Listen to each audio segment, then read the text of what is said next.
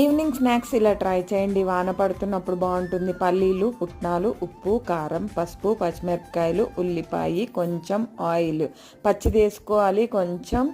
ఇంకా మళ్ళీ ఆయిల్లో కూడా పల్లీలు, పుట్నాలు వేస్తాం కదా, అది కూడా మనం ఇందులోనే వేసుకోవాలి. ఉప్పు ఎక్కువ కనపడ్డది కదా అని వేసుకోవద్దు, మాకు ఇక్కడ ఉప్పు ఎక్కువైంది. మురమరాలు మిక్చర్ ఇలా చేసుకుంటే బాగుంటుంది.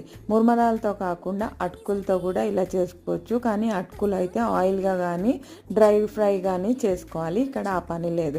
మరి స్నాక్స్ తిన్నాక ఏదైనా జ్యూస్ కానీ స్వీట్ కానీ తినాలనిపిస్తుందిగా, అలాగే స్వీట్ కోసం అని పప్పాయి మీద లేయర్ అయితే తీసేస్తున్నాం.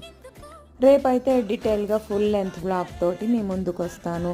మరి మా స్నాక్స్ అయితే కంప్లీట్ అయిపోయింది. జ్యూస్ కూడా తాగేసాం.